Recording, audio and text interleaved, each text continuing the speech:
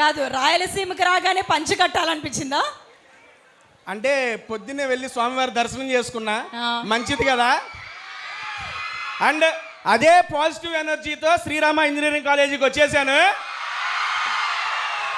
బేసిక్గా తిరుపతి తిరుమల అంటేనే ప్రపంచంలో ఎక్కడ లేని పాజిటివ్నెస్ వచ్చింది. Of course. ఆ రకంగా ఇందాక వచ్చినప్పటి నుండి వీళ్ళ ఎనర్జీ చూస్తుంటే పాజిటివ్ వైబ్స్ కొట్టుకొచ్చేస్తుంది నాకైతే. కాదు, ఎలా ఉన్నాడు మా టేస్టీ తేజ గెటప్ లో? కంఫర్టబుల్ గానే ఉంది కదా? కాదండి, చాలా మంది చూస్తానికి బాగున్నారు అంటారే కానీ పిల్లకి సంబంధం ఎవరు చూస్తలేదండి నాకు. అదేనండి, నాకు కూడా అడుగుదాం అనుకున్నా. యాక్చువల్గా టీజర్ చూసా నేను.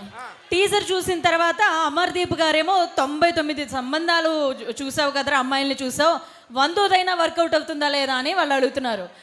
ఆయన ఆ గెటప్ లో రావాల్సింది పోయి మీరు పెళ్లి గెటప్ లో వచ్చారు. ఒక్క నిమిషం, ఆయనకి పెళ్లి అయితో లేదో ఫిబ్రవరి 6 చూస్తే తెలిసిపోద్ది. తర్వాత నెక్స్ట్ లైన్ లో ఉంది నేనేగా తోడి పెళ్లి కొడుకుని. ఆహా, అయితే ఏంటి రాయలసీమ అంతా తిరుగుతున్నారు కదా, ఎక్కడైనా మా రాయలసీమ అమ్మాయి ఏమైనా నచ్చడం కానీ అలాగా? ఏమండి, నాకు నచ్చుతారండి, వాళ్ళకి నేను నచ్చాలి కదా. పాయింటే. ఇదిగో అంత అందంగా ఉన్న అమర్దీపే 99 మంది అమ్మాయిలు వన్ రిజెక్ట్ చేస్తారు.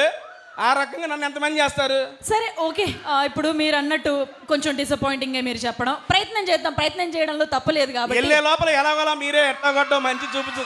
ఏహే, ఎవరైనా తెలిసిన వాళ్ళు ఉంటే చెప్పండి అంటున్నా. ఓయ్ అమ్మా, ఏంటయ్యా మీరు? నన్ను కాదురా అయ్యా, నాది కూడా సేమ్ సిచ్యుయేషనే. ఈ పెళ్లి సంబంధాల టాపిక్ నెవర్ ఎండింగ్ టాపిక్లే. కానీ అయితే రాయలసీమ అంతా తిరిగారు మీరు, అవునా? అవును మేడం. సో జనరల్లీ మీరు మాకు పరిచయం అయ్యిందే ఫస్ట్ మీ ఫుడ్ వ్లాగ్స్తో మాకు పరిచయం అయ్యారు. అన్ని హైదరాబాద్ రెస్టారెంట్స్లో కూర్చోవడం, తిరగడం, తినడం ఇవన్నీ చూసాం మేము.